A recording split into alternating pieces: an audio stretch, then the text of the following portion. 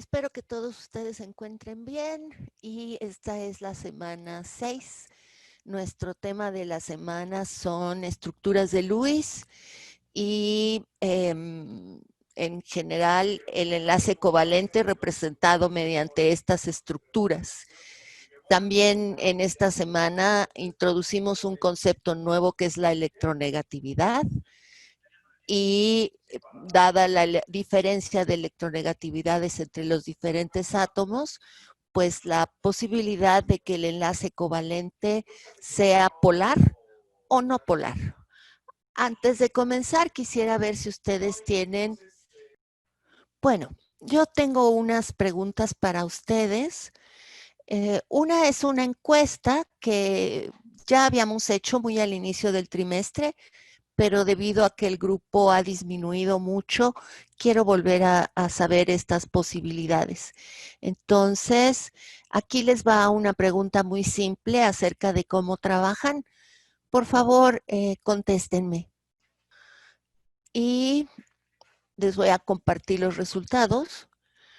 Es el 77% del grupo tiene una computadora a disposición, 2% trabaja con el celular y solo una persona trabaja con una tableta.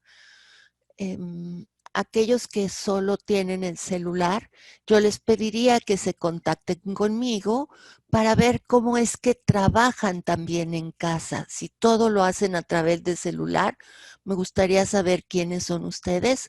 Mándenme un mensaje privado y porque quiero pues facilitarles las cosas a todos. Ok, entonces esta encuesta ya se acabó, pero tengo otras.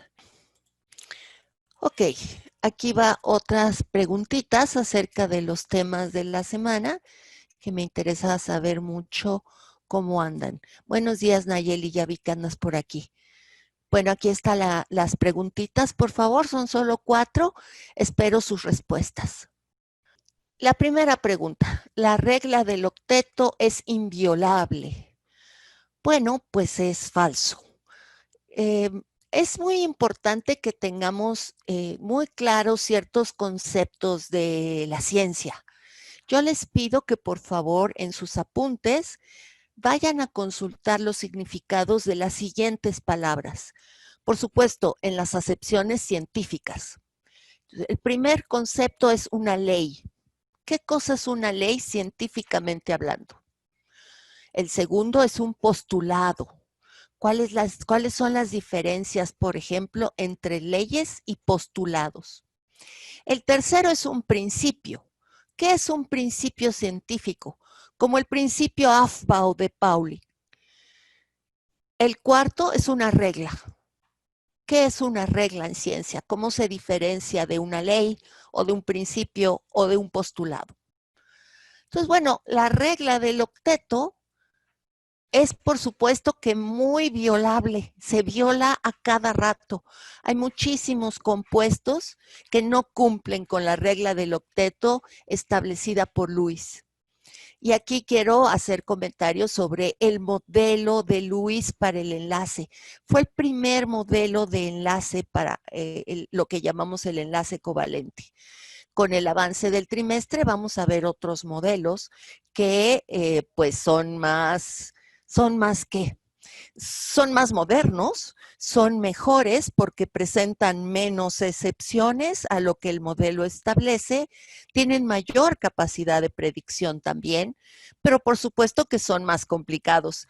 La belleza del modelo de Lewis es que lo podemos tomar para hacer estructuras y predecir estructuras químicas con lápiz y papel. Los nuevos modelos requieren de computadoras muy avanzadas para poder hacer sus predicciones. El modelo de Lewis no, basta lápiz y papel. Pero hay muchísimos compuestos que violan la regla del octeto, como veremos más adelante y como ustedes estudiarán con los materiales que tienen en el aula. Entonces, la regla del octeto es inviolable, la respuesta correcta es falso. La electronegatividad es, como el potencial de ionización, una propiedad que se puede medir. La respuesta correcta es falso. la electronegatividad es una propiedad, es un concepto que surgió para poder explicar por qué había enlaces covalentes en donde la distribución de electrones no era homogénea.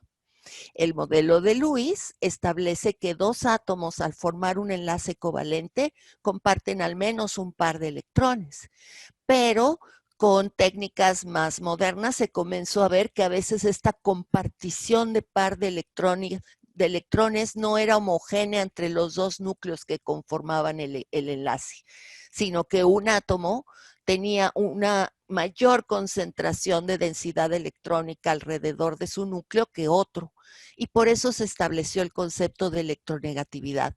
La electronegatividad se calcula a partir de dos propiedades que sí son medibles, que son el potencial de ionización o energía de ionización y la afinidad electrónica. Entonces, la electronegatividad es un concepto relativo. No existe, no puedo hablar de la electronegatividad de un átomo si no es dentro de un enlace químico. Esto es, cuando está unido químicamente a otro átomo. Entonces, la electronegatividad no se puede medir, se calcula. La respuesta correcta para la pregunta 2 es falso. La tercera pregunta, ¿cuál es la tendencia periódica para la electronegatividad? Bueno, pues la electronegatividad, dado que se calcula a partir de la afinidad electrónica y del potencial de ionización, tiene esa misma tendencia periódica. Crece hacia la derecha en un periodo y crece hacia arriba en un grupo. Crece hacia la derecha y hacia arriba. Esas son las respuestas correctas. Y finalmente, la pregunta 4 dice, dos átomos pueden compartir más de un par electrónico. Y me da mucho gusto que todo mundo acertó. La respuesta correcta es verdadera. Digo, lo que es cierta esta afirmación. Dos átomos pueden compartir, de acuerdo al modelo de Lewis, de estructuras electrónicas, pueden compartir más de un par electrónico. Y a estos enlaces, si se comparte solo un par de electrones, llamamos un enlace sencillo. Si se están compartiendo dos pares de electrones, el enlace se llama doble. Y si se comparten tres pares de electrones, el enlace se llama triple. Hasta aquí llega el modelo de Lewis para poder explicar enlaces múltiples entre dos átomos. Vamos a hacer un repaso de este modelo de Lewis y de la construcción de estructuras de Lewis para explicar a los distintos compuestos. De acuerdo. Solo quiero asegurarme que todos ustedes están viendo ya la diapositiva que se titula Enlace Covalente. Sí, profesora. Muy bien, muchas gracias.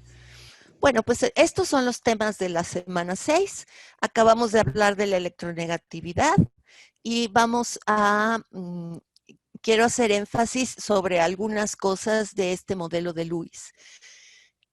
Bueno, estas diapositivas son las mismas que están en los videos de la clase. Tal vez muchos de ustedes ya las vieron y no voy a ser, creo, repetitiva respecto a lo que dicen los videos. Solo quiero hacer énfasis en algunas cosas. Es muy importante que tratemos de entender esta gráfica.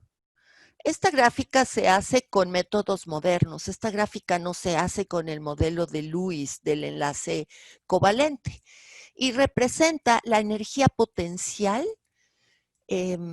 Ustedes sí tienen claro, creo, el concepto de energía potencial. Por ejemplo, si yo elevo un cuerpo a una cierta altura, ese cuerpo tiene energía potencial respecto al campo gravitatorio. Bueno, esta energía potencial que tenemos graficada aquí tiene que ver con la energía química, no con la energía en un campo gravitatorio, sino con la energía de una partícula en un campo eléctrico y en el campo magnético. Entonces, vean que la energía potencial va a un mínimo cuando se forma un enlace entre dos átomos. Es el mínimo de energía. Y es importante entonces ver que cuando yo formo un enlace, se tiene que desprender energía, porque la energía del sistema disminuye. Cuando yo rompo un enlace, requiero precisamente al menos esta cantidad de energía para poder romper el enlace. Eso es importante tenerlo siempre presente. Implica que los compuestos, muchos de los compuestos químicos, almacenan energía, que es la que conocemos como energía química. Así, por ejemplo, los compuestos de la gasolina, los hidrocarburos que están presentes en la gasolina que obtenemos del petróleo, tienen un montón de energía almacenada, dada su estructura química. Simplemente por eso tienen mucha energía almacenada, que yo puedo recuperar con algunas reacciones químicas. Por ejemplo, cuando yo quemo la gasolina, recupero, obtengo muchísima energía que puedo usar para muchas cosas. Por ejemplo, la puedo usar para generar energía eléctrica en las termoeléctricas, la puedo usar para mover automóviles, la puedo usar para calentar hornos en las fundidoras. Y de ahí viene esto de la energía química que los compuestos tienen. Cuando formamos un enlace, se disminuye la energía del sistema. Estas representaciones que ustedes ven aquí para esta molécula diatómica, para estos dos átomos de hidrógeno enlazados, tampoco se obtienen, no estos dos átomos que se unen. Este modelo que ustedes ven en la parte izquierda de la diapositiva se obtiene mediante modelos modernos del enlace químico con computadora. Y lo que está representado con diferentes colores es precisamente la densidad electrónica en esta molécula diatómica. Hay un código de colores que manejan los que se dedican a estas cosas, y dependiendo del código de colores podemos ubicar dónde se encuentra la mayor densidad electrónica.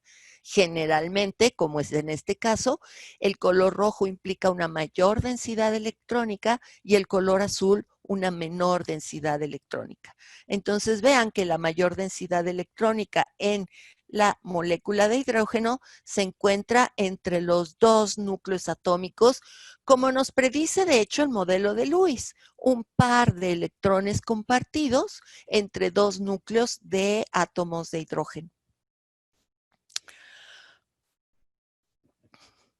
Y fíjense entonces que como aquí tengo dos núcleos exactamente iguales, son dos núcleos de átomos de hidrógeno, pues la electronegatividad de estos dos átomos es idéntica porque los dos pertenecen al elemento hidrógeno, y el enlace que se forma es un enlace no polar. ¿Qué quiere decir? Pues eso que decíamos hace ratito, que la densidad electrónica se encuentra homogéneamente distribuida entre los núcleos que forman el enlace químico. Y por otro lado tenemos una molécula con núcleos de átomos que tienen diferentes electronegatividades, que son el hidrógeno y el flúor, y entonces formamos un enlace covalente polar, en donde hay una mayor densidad electrónica alrededor del átomo más electronegativo, en este caso el flúor. Algo que quiero remarcar es que esto no implica una carga eléctrica neta. Esto implica solo una distribución no homogénea de la densidad electrónica. Este compuesto HF es un compuesto neutro, no tiene carga eléctrica. Si tuviera carga eléctrica sería un anión o un catión. No es el caso. Es simplemente una distribución no homogénea de la densidad electrónica, pero la carga neta del el fluoruro de hidrógeno o ácido fluorhídrico, su carga neta es cero. Fíjense que solo estamos hablando de una distribución no homogénea de la densidad electrónica y esto lo llamamos una carga parcial y lo representamos con la letra griega delta. Ok, entonces, no es una carga eléctrica neta, así como un electrón de más o un electrón de menos, no. Recuerden que los electrones son ondas y que podemos tener una distribución como la que se ve en la figura, no homogénea de estos electrones. No significa que haya medio electrón partícula del lado izquierdo y medio electrón partícula del lado derecho. Estamos hablando de partículas que tienen comportamiento ondulatorio. Bueno, y aquí está entonces la electronegatividad. La electronegatividad no se puede medir.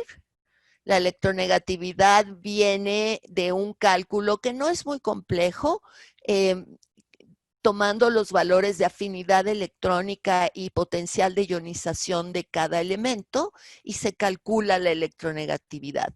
Pero la electronegatividad es una propiedad relativa que solo aparece, digámoslo así, solo es importante, nos sirve para explicar los diferentes enlaces covalentes para ver si son polares o no polares. Esta es, como decíamos hace rato, la tendencia periódica de la electronegatividad. Fíjense que el átomo más electronegativo de todos es el flúor y que no consideramos a los gases nobles en esta tabla de electronegatividad. ¿Por qué no consideramos a los gases nobles? Bueno, pues el modelo de Lewis nos explica que los gases nobles tienen una configuración en su capa de valencia de octeto completo. Y eso hace muy difícil que se combinen con otros átomos. Entonces, fuera de los gases nobles, tenemos aquí un montón de valores y podemos ver que en efecto la electronegatividad crece hacia la derecha y hacia arriba. En un periodo crece hacia la derecha y en un grupo crece hacia arriba. Entonces, el flúor es el átomo más electronegativo y fíjense que los menos electronegativos están entre los metales alcalinos y alcalinotérreos. Esta es otra representación de lo que acabamos de ver, pero es una representación gráfica por grupos. Fíjense que los que tienen la mayor electronegatividad son los del grupo 17, los del grupo de los halógenos. Y los que tienen la menor electronegatividad son los de los metales alcalinos, litio, sodio, potasio, etcétera. El hidrógeno, fíjense en el hidrógeno. Ok, entonces estaba yo diciendo que los más electronegativos son los del grupo de los halógenos, el grupo 17, que se encuentran aquí. Y los menos electronegativos son los de los metales alcalinos, que se encuentran aquí, el grupo 1. Así es el hidrógeno. Al hidrógeno lo colocamos en el grupo de los metales alcalinos, pero vean su electronegatividad, 2.1. No corresponde a las electronegatividades de sus compañeros de grupo. Algunas tablas periódicas colocan al hidrógeno en medio. Lo ponen aquí. Pero pues eso tampoco tiene mucho sentido.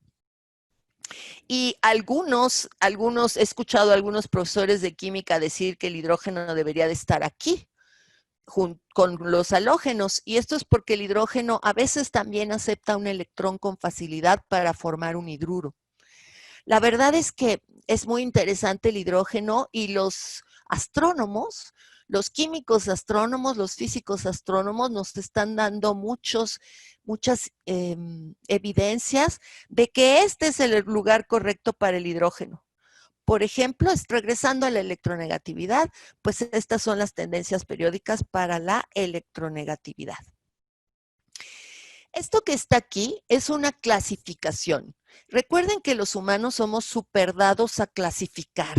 Mamíferos, insectos, hongos, plantitas, que, en fin, hacemos una clasificación absolutamente de todo y por qué no de los enlaces covalentes. Pero como toda clasificación, tiene sus asegúnes y no es tan estricta como lo que está puesto aquí. Pero esta es la convención que vamos a tomar por lo pronto. Si yo estoy analizando el enlace entre dos átomos, me fijo en la electronegatividad de cada átomo, la electronegatividad del átomo A, la electronegatividad del átomo B, saco su diferencia y si la diferencia de electronegatividades es cero, entonces el enlace es covalente-covalente, así como lo establece Lewis. Compartir de manera igualitaria el par electrónico. Si la diferencia de electronegatividades es mayor o igual que 2, entonces el enlace va a ser iónico. Y va a haber una, de acuerdo al modelo del enlace iónico, entonces habrá una transferencia de al menos un electrón. De al menos un electrón. Fíjense que entonces el modelo del enlace iónico surge cuando unimos a dos átomos que tienen una enorme diferencia en la electronegatividad. Y cuando la diferencia de esta electronegatividad está en un cierto intervalo menor entre 0 y 2, entonces tenemos un enlace covalente en donde se comparten electrones, pero la compartición de esos electrones no es igualitaria. Un átomo tiene mayor densidad electrónica alrededor de su núcleo que el otro. Entonces, bueno, si se incrementa la diferencia de electronegatividades, voy pasando del enlace covalente no polar al enlace covalente polar al enlace iónico. La diferencia entre el enlace iónico y el enlace covalente polar es muy importante. Hay una transferencia parcial de electrones, como comentábamos hace rato, mientras que en el enlace iónico al menos se transfiere un electrón completito, una carga completita. Recuerden algo que deben recordar de la física, y si no es un momento oportuno para hacerlo.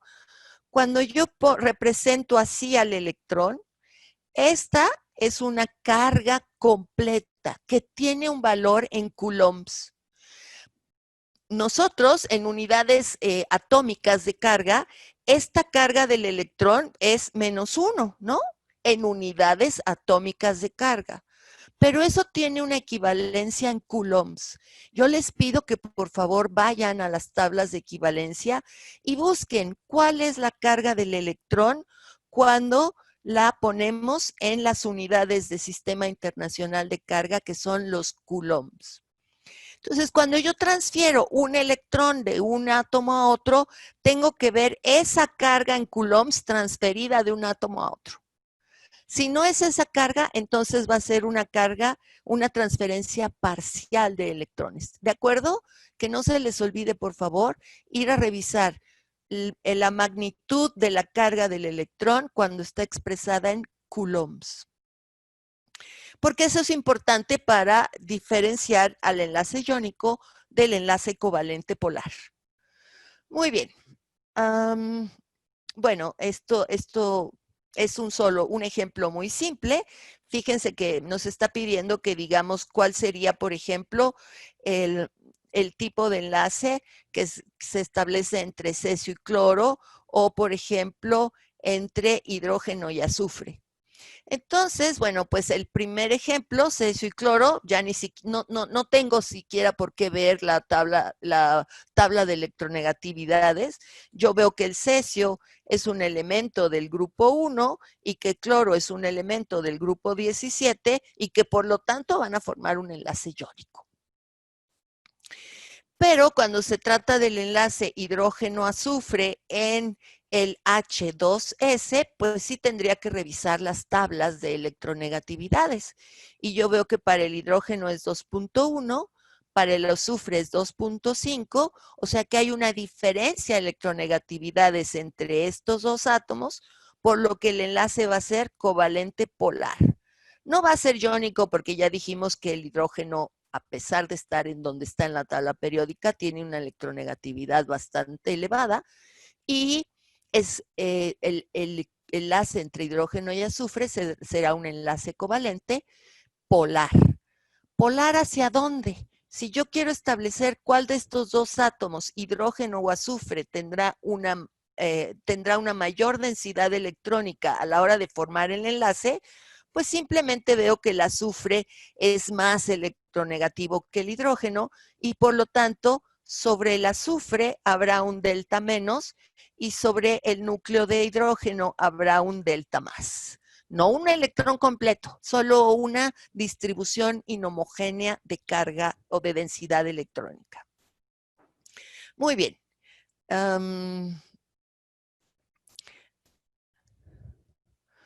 Esto de las estructuras, escribir estructuras de Lewis, jóvenes, es como una receta, es una serie de instrucciones que tienen que tener en la memoria o en un buen acordeón. No nos podemos saltar ningún paso a la hora de escribir las estructuras de Lewis. Yo me he dado cuenta con mis muy pocos años de experiencia en esto de dar clases que muchos de ustedes se saltan esto. Se lo saltan a la hora de hacer las estructuras de Lewis. No nos los podemos saltar porque esa cuenta de electrones es fundamental para saber que estoy escribiendo una estructura de Lewis correcta. Entonces, por favor, no voy a detenerme en las reglas para escribir las estructuras de Lewis, pero sí les pido que cada vez que te hagan una estructura de Lewis tengan estas reglas a la mano. Las sigan paso a paso. No se salten ningún paso, vayan en orden y les aseguro que si siguen estas reglas paso a paso, ustedes no tendrán ningún problema en hacer las estructuras de Lewis. Aquí hay un ejemplo de cómo se escriben las estructuras de Lewis. Fíjense que estamos siguiendo paso a paso las instrucciones. No me voy a detener en el ejemplo. Aquí hay otro ejemplo para cuando tenemos un anión, el anión carbonato CO3 con 2 cargas negativas. Tampoco me voy a detener a revisarlo, ustedes lo revisan después con cuidado, pero voy a insistir. Sigan las instrucciones paso a paso. Paso 1, paso 2, paso 3, paso 4, por favor. Y terminen siempre comprobando que no tienen electrones de más o de menos. Los electrones no se crean ni se destruyen, simplemente se comparten. Si yo tengo 16 electrones de valencia en el compuesto que voy a formar, tengo que contar al final de mi estructura de Lewis esos 16 electrones de valencia. Ni uno más, ni uno menos. Voy a terminar con esta otra presentación en donde vamos a agregar algunos conceptos como son la carga formal y las estructuras de resonancia y los límites del modelo de Lewis. Esa pregunta que hicimos al inicio de la clase, ¿la regla de Lewis es inviolable? ¿La regla del octeto? No. Hay un montón de compuestos que no cumplen con la regla del octeto y sin embargo existen. Y esto solo pasa porque el Lewis, el modelo de Lewis de la compartición de pares electrónicos de la capa de valencia y las estructuras de Lewis mismas para las representaciones de puntos de los átomos tienen límites. No es el mejor modelo. Fue el mejor modelo en su momento, por supuesto, fue el único. Y sirvió muchísimo para adentrarnos en el conocimiento del enlace químico. Muy bien. Las estructuras distintas que se pueden formar con el modelo de Lewis, pues uno no puede saber muchas veces cuál es la correcta. Y por eso se generó el concepto de la carga formal. Ahora, déjenme decirles, la carga formal no tiene nada de formal y nada de carga. Es un modelo. Los átomos que forman todos los átomos que forman un compuesto covalente son átomos neutros. No se transfieren electrones. Entonces, la carga formal es solo una concepción que nos permite en un momento dado decidir cuál es la mejor estructura de Lewis cuando hay varias posibles. Hay que aprenderse de memoria esto de la carga formal, hay que aprenderse de memoria esta definición de la carga formal, por favor, o también tenerla en el acordeón para cuando uno va a calcular la carga formal de cada uno de los átomos que conforman un compuesto dentro de una estructura de Lewis. Y algo muy importante es que la suma de las cargas formales, la suma de la carga formal de cada átomo en una molécula, si la molécula es neutra, esa suma debe ser 0. Si lo que yo estoy analizando es un catión o un anión, la suma de las cargas formales debe ser igual a la carga positiva del catión o a la carga negativa del anión. También eso es muy importante para hacer bien las cosas cuando uno está trabajando con la carga formal. Entonces recuerden, se llama carga formal, pero ni es carga ni es formal. Es solo un constructo del modelo para poder decidir entre una u otra estructura de Lewis. Y hay reglas que aprenderse para poder aplicar el concepto de la carga formal cuando uno está decidiendo entre una u otra estructura. Entonces aquí está uno de los ejemplos para este compuesto formado por un átomo de carbono, un átomo de oxígeno y 2 átomos de hidrógeno. La carga formal para esta estructura de Lewis,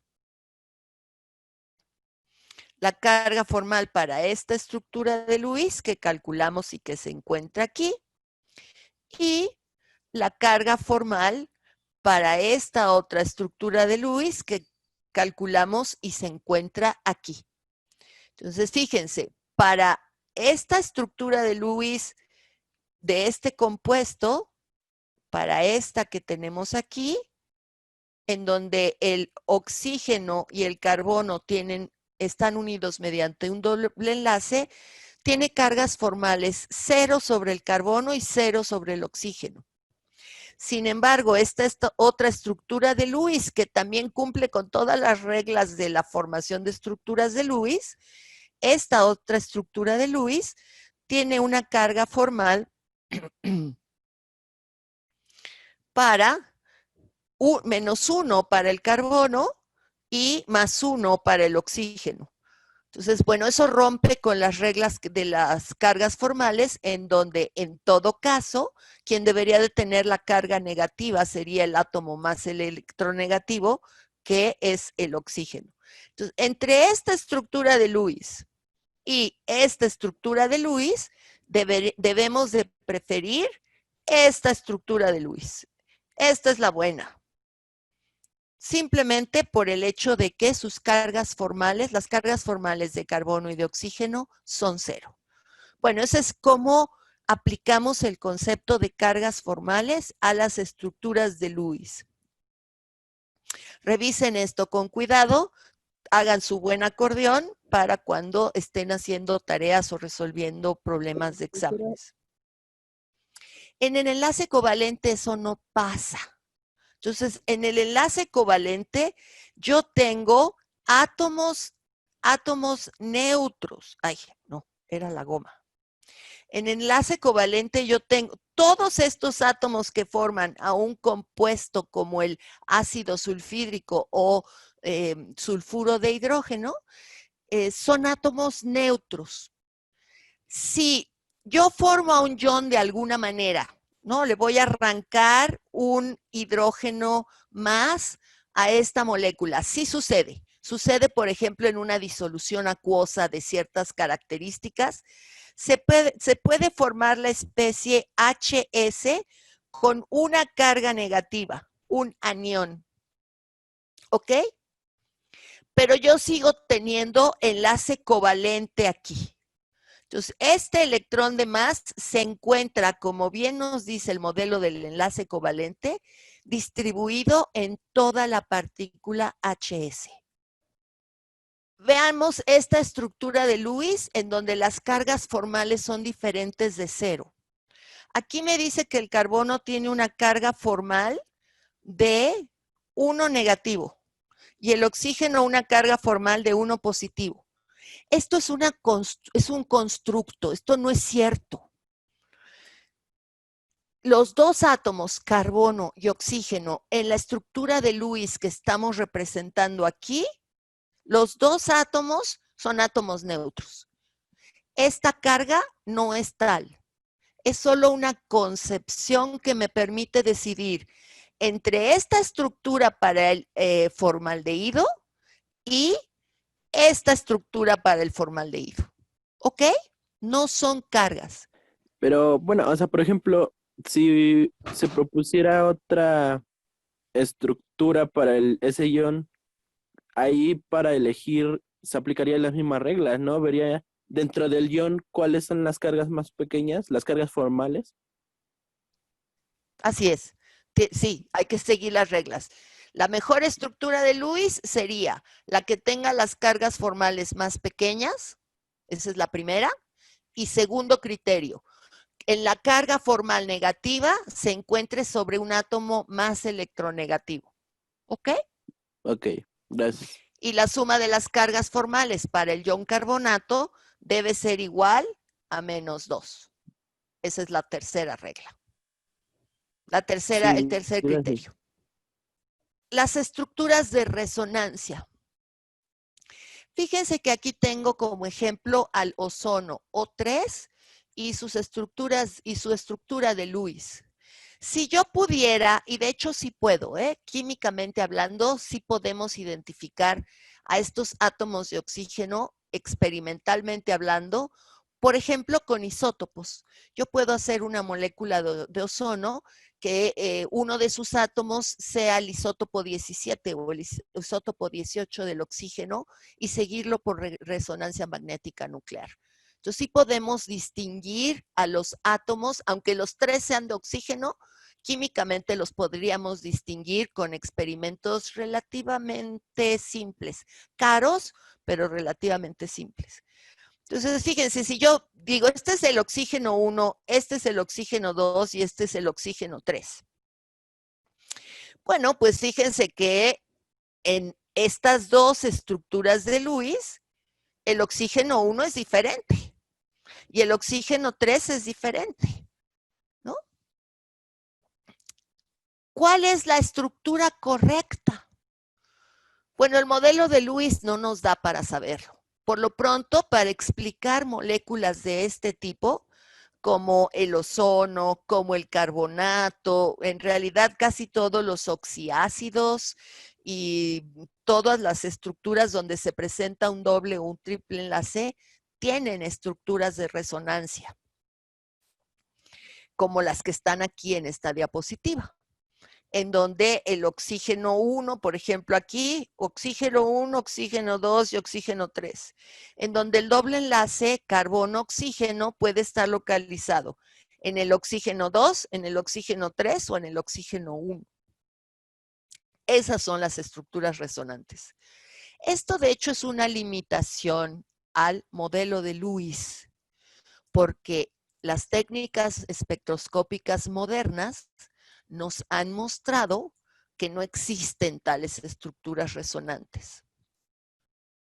Y eso no lo puede explicar Lewis, porque Lewis me está diciendo que debe haber un doble enlace presente. Y un doble enlace es siempre más corto que un enlace sencillo.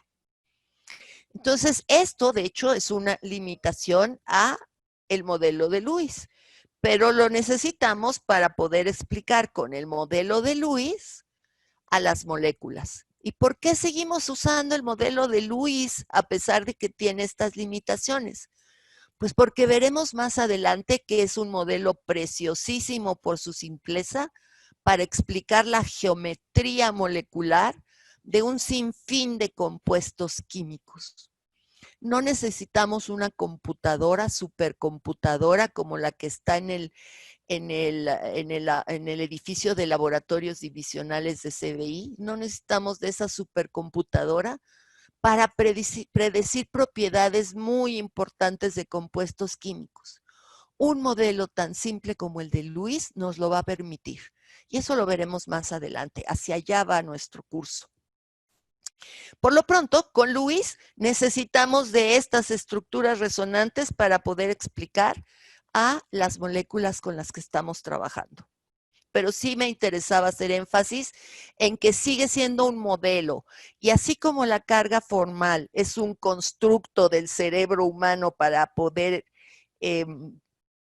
adquirir mayor información acerca de un compuesto, también las estructuras de resonancia son una necesidad del modelo de Lewis con la representación de los elementos de electrones de valencia para poder explicar los diferentes compuestos, sobre todo cuando hay enlaces sencillos y enlaces, enlaces dobles y enlaces triples. Y bueno, fíjense que aquí tengo una serie, un compuesto que es el pentacloruro de fósforo, que sí existe, pero cuenten el número de pares de electrones alrededor del fósforo. Pues tenemos 1, 2, 3, 4, 5. Y 5 por 2 son 10, y eso ya violó la regla del octeto. Sin embargo, el pentacloruro de fósforo, PCl5, es un compuesto que sí existe. Ergo, la regla del octeto sí es violable. Hay compuestos que la violan y aún así existen. Y hay varias razones, varios compuestos en donde no se cumple con la regla del octeto. Una puede ser el octeto incompleto. Otra puede ser que se rebasa el octeto, ¿no? ¿Y por qué sucede? Bueno, pues vean el berilio, ubíquenlo en la tabla periódica. El berilio es un metal alcalino térreo, está en el grupo 2, en el periodo 2, y por lo tanto tiene, ¿cuántos electrones de valencia? Pues solo 2, ¿no? Aquí está. El berilio tiene 2 electrones de valencia.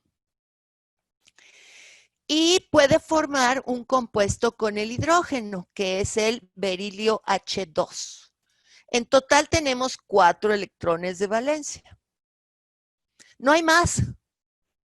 ¿De dónde voy a formar un octeto cuando solo tengo 4 electrones de valencia? Pues no hay manera. Para formar un octeto por lo menos necesito 8 electrones. Lo mismo pasa, por ejemplo, con muchísimos de los compuestos de boro. El boro tiene 3 electrones de valencia y existe el compuesto trifluoruro de boro. Con estos electrones de valencia y completando los octetos de todos los flúors, no hay manera de que yo pueda completar el octeto alrededor del boro. Y entonces, excepciones como esta se les llama el octeto incompleto y se presentan cuando, sobre todo con los elementos del periodo 2, berilio y boro, que no tienen suficientes electrones de valencia para poder completar octetos. Sin embargo, los compuestos existen.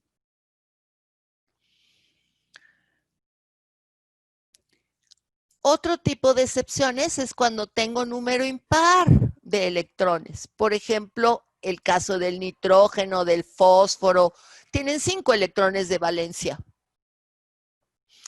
Y si los junto con elementos que tienen 6 electrones de valencia u 8 electrones de valencia, pues voy a tener un número impar de electrones de valencia. Y con un número impar de electrones de valencia, pues no puedo aparear a todos los electrones en pares electrónicos que formen enlaces. Sin embargo, este compuesto, el NO, existe. Este compuesto es uno de los óxidos de nitrógeno que se producen siempre que quemamos algo en presencia de aire, una reacción de combustión en presencia de aire. Cualquier cosa que quememos en presencia de aire va a formar como productos de reacción, pues que no lo deseamos, óxidos de nitrógeno que los representamos así porque pueden ser muchos compuestos diferentes. Entre ellos está el NO, el óxido nítrico.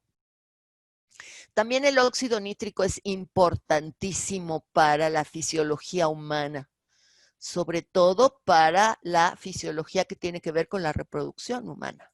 Por si quieren consultar para qué sirve este NO, es muy, muy interesante. Pero fíjense que existe y que Lewis no lo puede explicar con su regla del octeto y con su número de electrones en pares. La estructura de Lewis sería esta, y pues ahí me queda un nitrógeno con un octeto incompleto y además con un número impar de electrones. Pero el NO existe. Y la tercera forma en que los compuestos químicos violan a cada rato la regla del octeto es con esta cosa rara que se llama el octeto expandido. No, yo no sé cómo se puede expandir un octeto, ¿no? A lo mejor si teníamos dos así y lo expandimos así, y eso podría entender uno por expandir un octeto, pero no. Tiene que ver con que se forman más de 4 enlaces alrededor del átomo central, como lo vimos en el ejemplo de inicio, en el pentacloruro de fósforo. El fósforo, que es el átomo central, tiene 5 enlaces. Eso implica 5 por 2, 10 electrones alrededor del átomo de fósforo, que son 2 más que el octeto. Eso es un octeto expandido. O, por ejemplo, en el caso del hexafluoruro de azufre, pues vean el número de enlaces que tiene el azufre, que es el átomo central. Tiene 6 enlaces. Eso implica 6 por 2, 12.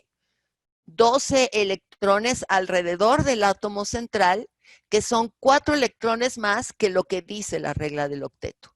Entonces, todos estos son ejemplos de compuestos que sí existen y que la regla del octeto no los puede explicar. Pero podemos escribir sus estructuras de Lewis considerando lo que se llama octetos expandidos. O podemos escribir sus estructuras de Lewis, aunque tengamos un número impar de electrones, o podemos escribir sus estructuras de Lewis, aunque tengamos menos electrones de los que se requieren para formar el octeto alrededor del átomo central. Entonces, son estas 3 excepciones a Lewis que presentan compuestos que existen y que pues el modelo de Lewis se queda corto. El octeto incompleto, el número impar de electrones y el llamado octeto expandido, o sea, más de 4 enlaces para el átomo central.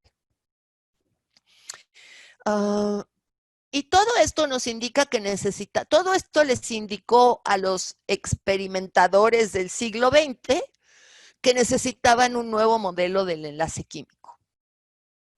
Fíjense que los químicos siempre han ido adelante en ese sentido respecto a las teorías de la física. Los químicos trabajaron con átomos desde el siglo XVIII. Los físicos vinieron a aceptar la existencia de los átomos a principios del siglo XX, mientras que los químicos trabajaron con átomos todo un siglo.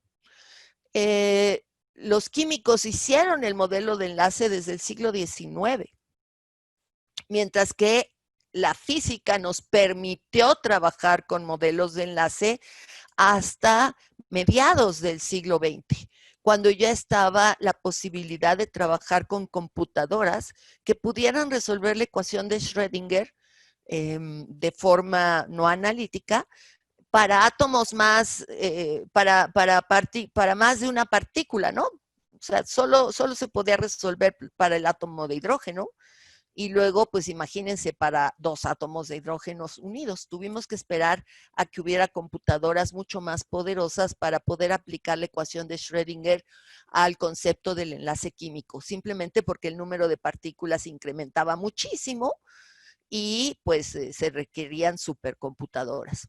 Entonces, con el advenimiento de las computadoras y con el establecimiento de la mecánica cuántica, se pudieron establecer teorías más modernas del enlace basadas en la mecánica cuántica y en todos estos conceptos raros del electrón como una onda y del principio de incertidumbre y de todas estas cosas que ya conocemos para construir la estructura electrónica de los átomos. Y a partir de esos principios y postulados de la mecánica cuántica, podemos construir ya la estructura electrónica de las moléculas, pero se requieren computadoras. No se puede predecir tan fácil y por eso es que seguimos usando aún el modelo de las estructuras de Lewis.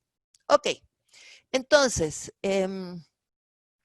voy a dejar de compartir porque, pues porque ya se nos está acabando el tiempo de la clase.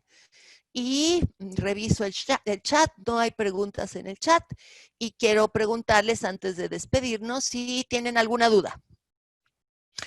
Antes de eso quiero también avisar que las tareas, al menos las próximas 2 tareas, la tarea de la semana 6 y de la semana 7, se entregarán con esta nueva herramienta que nos proporcionó la UAM, que es Gradescope.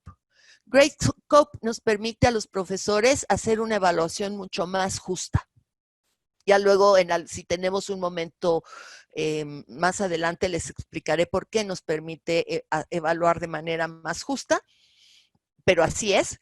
Y bueno, pues vamos a empezar a usar Gradescope a partir de la tarea 6. En el aula puse un video muy corto, de un poquito más de 2 minutos, para que aprendan a usar Gradescope y subir su tarea a esa plataforma.